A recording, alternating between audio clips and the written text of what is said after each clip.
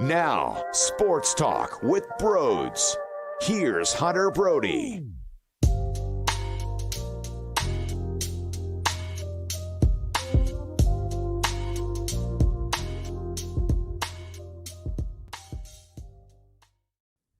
Best win of the season. Okay, they just steamrolled the Tennessee Titans, and everybody was afraid because, well, it was going to be tough, and it was going to be a battle. It would be war out there at the link, and they just annihilated the opponent. Jalen Hurts, how he is able to go from 157 yards on the ground just a week ago against the Green Bay Packers, and he follows that up with some magical throws. Some of it didn't even count. For example, A.J. Brown, he's out of bounds over on the right side, but that was still a fantastic, beautiful throw that we did not see as consistent as we do this year. Last year at all, we had so many concerns on what he would look like in the passing game after an offseason. We knew it would be better. Would it be good enough? And he responds right after that play, after A.J. Brown takes down the secondary with the big body force and has a wide open lane to get to the end zone. And don't even get me started on the 50-50 ball where maybe there was 0.01% of separation and he just snags it off the shoulder. These balls are perfectly placed for A.J. Brown to make special plays happen. That's what happens when you have skill on the outside. Between him and Devonta Smith, it was sensational, but we can't leave out Jonathan Gannon and that defense. We can't leave out special teams. Covey's actually putting the team in a position to get a bit of momentum. Not only that, some dude off the practice squad, what's his last name? Ellis, you got two S's out there, Ellis? I don't know, his name's got two E-L-L-I-S-S. He's bagging bodies at the coverage, the kickoff coverage. We don't know what good kickoff coverage is, but that was awesome. It was incredible. Just a full-on beatdown. They're 11-1. And the difference between this team and some other teams is exactly what I'm about to lay out. I'm not telling you it's easy to stop the Tennessee Titans, but they are a very one-dimensional team. If you took away Derrick Henry, and we talked about this on Football Friday all day long, do you trust Jonathan Gannon? Jonathan Gannon for me is a seesaw. Some days I feel great, other days I feel poor. It's all based off of what the other team has personnel-wise. But if you think of the offense, nothing really scares me. Because let's be honest, Tennessee, well, they can stop the run and they do a good job in the red zone when it comes to, I believe I wrote the stat down last week, when it comes to what they're able to do in the, let me look for it here. There's no way I have to go back this far, do I? Oh, here it is. Rushing touchdowns per game. They were first in the league before this game, and yards per rush attempts were 3.9, which is second in the league.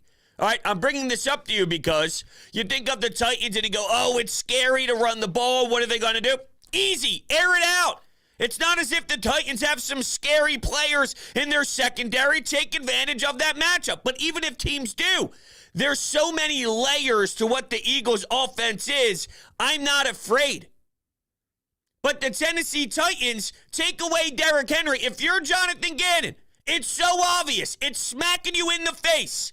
I trusted him this week because I thought you'd be dumb and a fool and a moron to not know how to manage this game all week long when you're thinking of your game plan and what you're going to do when you're going through Monday, Tuesday, Wednesday, Thursday, putting together schemes to stop the Titans. It's easy. In theory, it's easy. I'm saying it's not easy to stop Derrick Henry, but if you apply your squad to stopping him and then you put Ryan Tannehill in a position to have to beat you with your arm, you're going to expose their tackles. You're going to expose that offensive line. And that's when Josh Sweat came to party. Hassan Reddick was in their face. Javon Hargrave. You were eating at Tannehill. And when Tannehill used his legs a few times to get a first down, and it was upsetting, don't get me wrong, very frustrating, and you go, oh, really, dude? In what world is he beating you right now? That's not sustainable. So I hated it in the moment, but I knew, okay, Ryan Tannehill, if we're going to play this out over the length of the entire game, Ryan Tannehill is not going to put together a masterful performance throwing the football and using his legs to beat you. You'll be just fine. Let's see how this puppy pans out. And what do you know? The Eagles smothered them. It's incredible to say this is one of the best wins of the season when out of 12 football games, you won 11 of them. But it was a beatdown and it was a complete game. This one should put the Eagles on the map when everyone goes, well, they only beat X, Y, and Z. Only beat who now? The Titans? What are we going to hear? The Titans were banged up because they did have some injuries in the game? Probably. They lose their receiver after a big hit by Epps in the end zone, and that was scary, and I really hope that he gets healthy and he's feeling fine. I didn't see any updates on him. I also didn't look for any updates after the game or whatever. I was listening to Sirianni and all that, so hopefully he's doing okay. Burks, that is. They lost some guys. But the Eagles were having some in-and-out stuff happen throughout the game, too.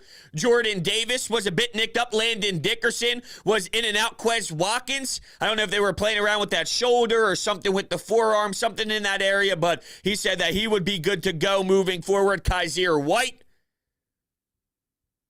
I don't want to hear it. They just played the game without Dallas Goedert, one of the best tight ends in all of football, and you still got your ass kicked in the passing game.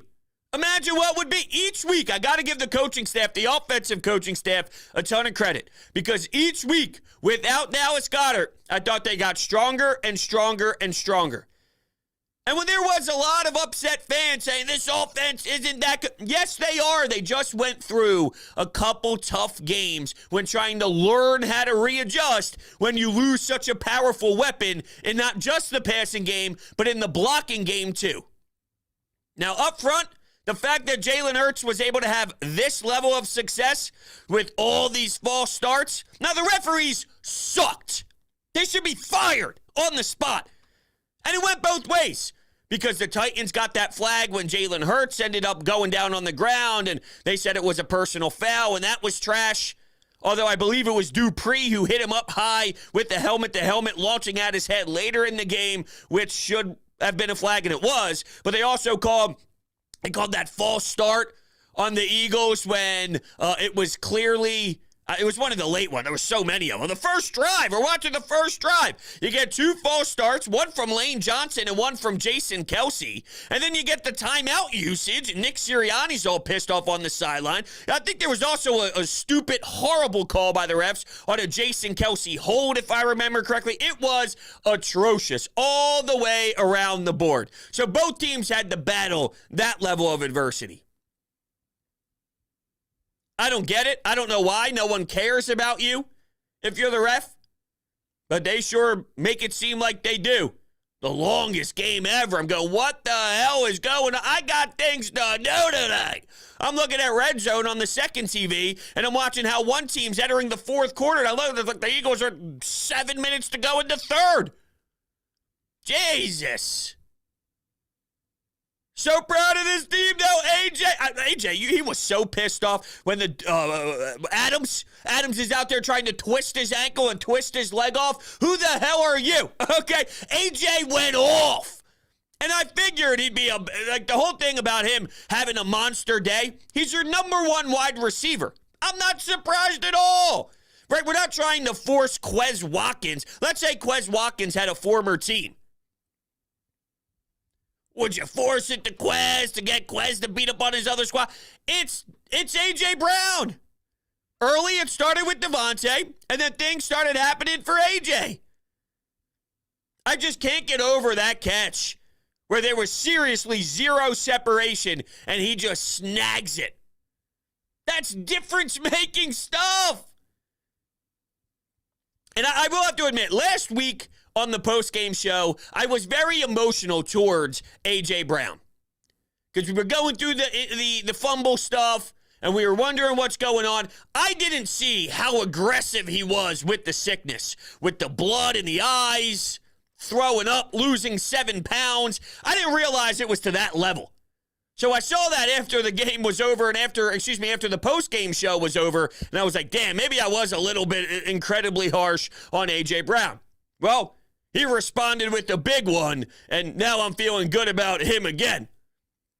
But I figured it would just be a natural progression throughout the game with him. Maybe the head coach, maybe my head coach, Nick Sirianni, would get a little too emotional and want to really force feed him the football. But it's A.J. Brown. He's your number one guy. This stuff just happens. As he has 119 yards, 2 touchdowns. Devonta, 100 yards. You have to pick and choose what you want to do to stop this team. What is it? You want to take away the passing game? They have an offensive line that can mow you down. They got offensive linemen that can push you back. You see these highlights of Jason Kelsey and Isaac Seumalo pushing back and moving guys 5 yards back. You got no shot in hell. So do you want to deal with that all day? Now, in theory, in 2022, knowing it's a heavy passing league and you can move the ball very, very quickly with chunk yards and score a ton of touchdowns, yeah, maybe you think about throwing it, but you want to crush 7 minutes off the clock and the Eagles punch it in a long, methodical drive? That's going to keep your offense off the field.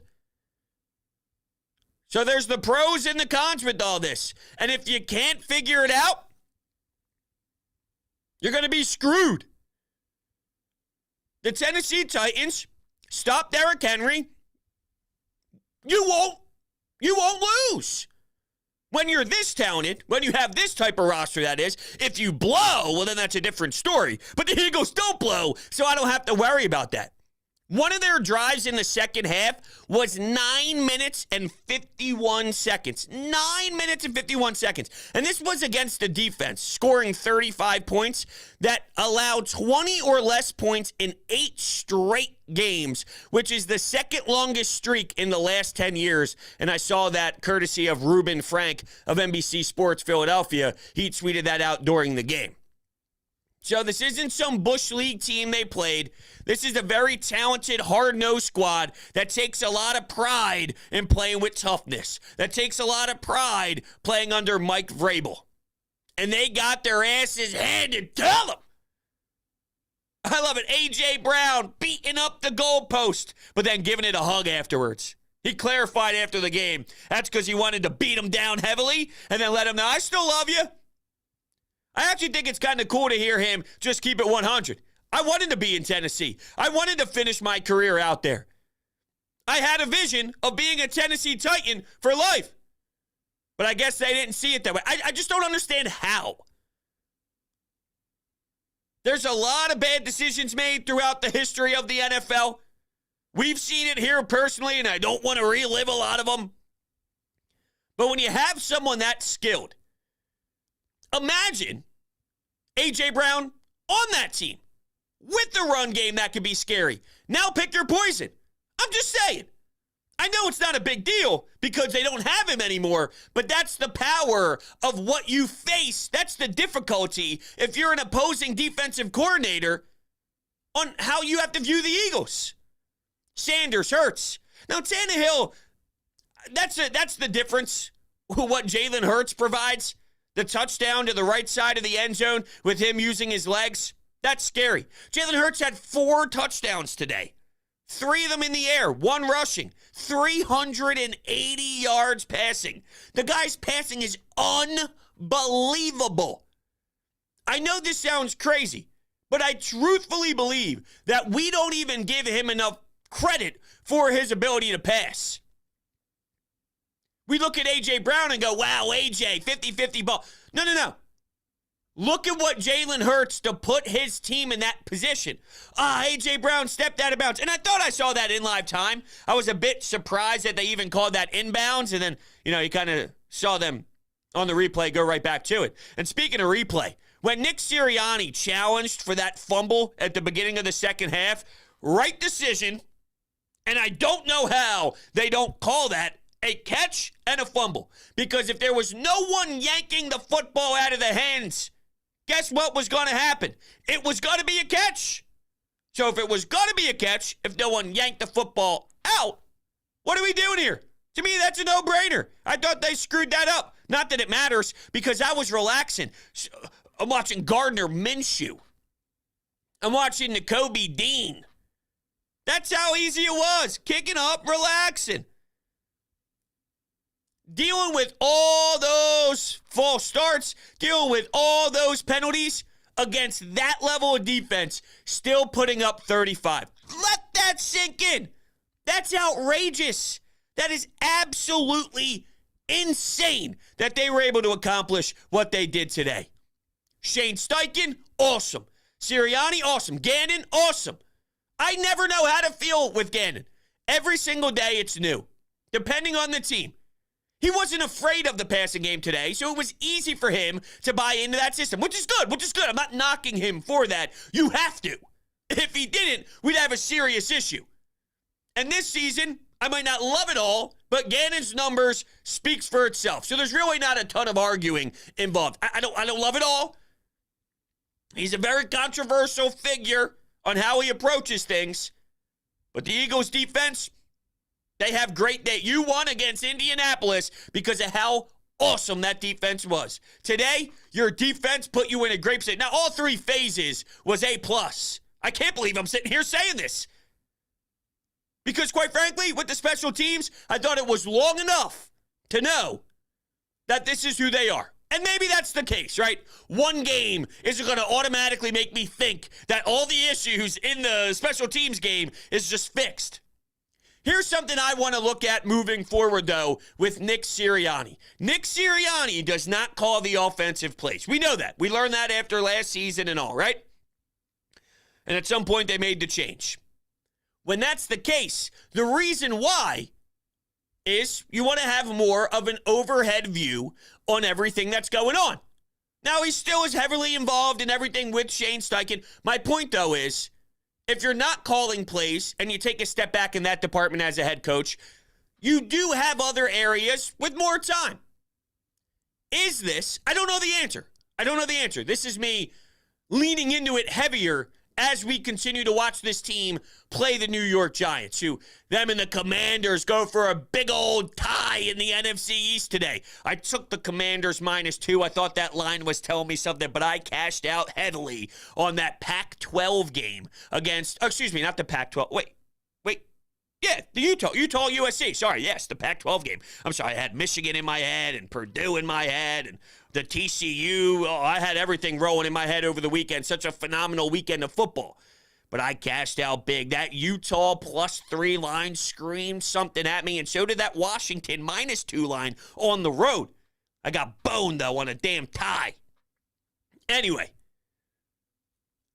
here you go. Typical classic. I forget where I was going because I'm an idiot and I bring something up that's really irrelevant. What was I talking about? I want to watch this team. I got nothing. I'll continue to ramble. If somebody lets me know in the chat where I was headed with that point, like just kind of remind me exactly what that last thing was that I was going for, and maybe it'll kind of pop back in. Speaking of the Eagles rushers, though, which I figured would have some positivity with some of those offensive linemen who aren't very good. No Quinn today. I don't know if there's a correlation. Oh, I know where I was going.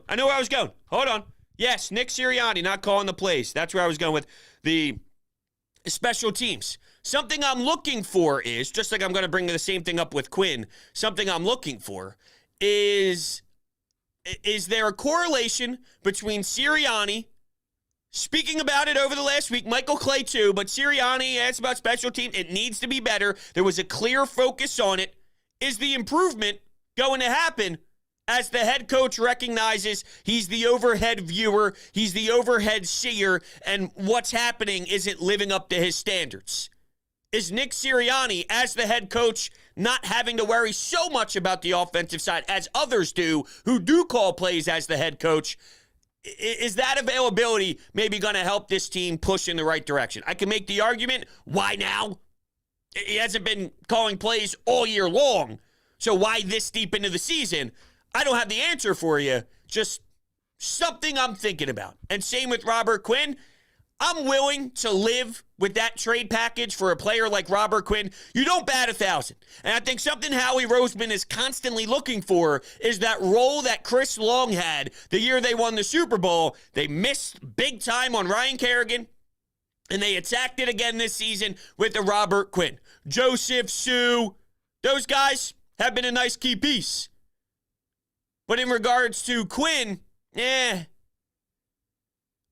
they look as insane and him being out had something to do with it? Or no? Maybe not. Maybe not. Maybe this just would have been an old-fashioned, I'm going to kick your ass no matter who was out there. And I'm leaning towards that. But it's fair to say Robert Quinn hasn't lived up to what the trade was supposed to be. But that doesn't mean Howie Roseman was stupid for doing that either. I think it's fair. I think it's a fair attempt. I think it's a fair trade. Decent compensation. You've seen fourth rounders pan out. You've also seen fourth rounders not pan out. Josh Sweat, Avonte Maddox, but Kayvon Wallace has been underwhelming. I can look through the list. That's just really me off the top of my head. But Josh Sweat, other than the offsides, wasn't there the one offsides where he was trying to time the center? Got offsides early. He was getting the Tannehill. Tannehill was getting crushed. He was limping a bit afterwards. But Derrick Henry and this offense, it just hasn't been the same for a couple games now. And I'm not trying to pretend like the Eagles should lose credit because they've been slowed down in other games, but I'm just recognizing it. Against the Bengals, he had 17 attempts for 38 yards, which is 2.2 as an average. Now, against the Packers, he had 87 yards, but 28 carries. That's 3.1 yards per carry. 53 yards against the Broncos on 19 attempts. That's 2.8. So 2.8, 3.1, 2.2, 2.7. That's what they've gotten out of Derrick Henry. Good job, though, by this entire team. Super impressive. They looked so intense. And I think that's the first time every level smacked around the opponent heavily. It's against a damn good football team. An intense football team. A respected football team. A hard-nosed football team. It's not the Bills. It's not the Chiefs. But that doesn't mean that we can't give this squad a ton of credit. It's almost like every time you point out something awesome, right? Every time you bring up something really good that the Eagles do, there's always a but by someone else. But X, Y, and Z got injured for the other team, so it was easy. But that team's not very good. But they didn't have whoever. There's always, after 11 wins in 12 games, okay, every time there's something, stop it. You're reaching. You're looking for it. Yes, context is always available within conversations of wins that you can't lose out on. At the same time, if there's always something, at some point, you got to stop the bullshit and just acknowledge what you're watching is special. You have the MVP of the league. Go through the years of the NFL and let me know how the teams do it and how they look when they have the MVP. Jalen Hurts is the MVP. He's playing that sharp. He's playing that smart. He's dominating that much. He's the MVP. How many times do you have the MVP and you're not a serious contender at the quarterback position? Now, I'm just saying, I know Jonathan Taylor was recognized as a very good offensive player last year. A different story. When your quarterback doesn't play like the MVP, you get beat by the Jacksonville Jaguars and you go home. He's a beast. He's carrying you. And it's about his swag. I'm all for it, man. It's about his swag. All right, some anytime hotline calls. We'll rip through a couple. Here we go. How you feeling out there? Yeah, man, that game was absolutely fucking incredible. Can I explain it any other way? I mean, like 35-10 over the what was 7-4 Titans team. That team only lost by one score or literally less to the Chiefs. They were winning most of that game. You know what I mean? We absolutely shut Derrick Henry down. I can't overstate how big of a presence Jordan Davis makes, man. He really makes all the difference in the world. Our run defense looks elite today. And, yeah, man, I'm really, really, really, really happy that this is the team that we have this year. You know what I mean? Once I saw everything that was happening in the offseason, I knew that we were going to win the NFC, and I knew that this was going to be the outcome. And I'm just so glad it's all coming to fruition, man. And you know what I mean? Like, Jalen Hurts is playing like MVP, like the MVP, man. Today, almost 400 yards, man. Unfucking believable. Devonta Smith and AJ Brown they're both Timothy. I don't even know what else to say, man. This team is so fucking fun. It's fun! Who doesn't love to watch Eagles football when we're 11-1? That's right. I mean, if you remember going back to the Doug Peterson era, there were weeks where it was not fun. It was a grind. It felt like trash, and it was a job at that point. It wasn't entertaining at all. I will say, I didn't expect this to happen. To say when you saw things happen in the offseason, I think that was, and I'm just going to keep it 100 here, right, with all due respect. I think you just wanted this to happen because you're a fan and you root for the Eagles, which is fine. You're allowed to feel that way. There's no way you could have watched Jalen Hurts last year and then just say he's going to go win MVP. I mean, it's awesome that it's happening, but there's no way legitimately, objectively, you could have seen this level of jump happening. If it was easy to see, we wouldn't be stunned in this disbelief on how ridiculous he has performed. And we are this stunned because he is playing like one of the best quarterbacks in the entire league. There's no way you watched last year's version of him and thought in one offseason it would all click this special, even with the addition of an A.J. Brown at some point. I just find that so hard to believe, but I'm proud that we are here. I didn't see it happening. I'm just saying. In regards to Jordan Davis, I want to see the snap counts. We'll get that information tomorrow. I know he got banged up a little bit, coming off of the IR. I need to see how many snaps he played total. Just something I'm thinking about as you bring up the Jordan Davis thing. But yeah, anyway. Howie Roseman did set this team up for a great position. And I'm just laughing because I really do remember some of those Sundays when Doug Peterson was at the helm and thinking to myself, this is dreadful. This is awful. I'm having such a bad time. There's something special about waking up early on a Sunday, go grabbing your cup of coffee from Wawa, Starbucks, doing your thing. Go getting some, whatever. You want to go get some breakfast sandwiches, pork roll, egg and cheese. There's a place by me where it's on a bagel. I get a toasted bagel. Is it scrapple? You can get a couple different options on it. Sometimes I switch it up, but you can get a bacon, egg, and cheese with scrapple and a hash brown on the sandwich. It's fat, it's juicy, it's greasy. It comes in a brown paper bag, and you can see the grease just filtering through the bag. It's so great. But you buy one of those, or you make your breakfast in the morning. You got your NFL Live set up. You're checking your fantasy football. That gets all about that before 1 o'clock feeling. It's Christmas time. You got the Christmas lights on. You're throwing the Frisbee with the dogs. But I remember, it's like, dog, come on, man. You're ruining everything. You and Carson Wentz. I can't stand it. It's piss poor. It makes me sad. I'm not looking forward to it. I'm not looking forward to the football game at all. Instead, it's like, dude, I can't wait to see how bad we abuse the opponent. And especially next week when you see a rival. And this was crucial. Here's why. If you look at the Eagles' schedule moving forward, I hate to say it has a scheduled loss in there, but the numbers will tell you that there is somewhat of a scheduled loss in there. And why do I say that?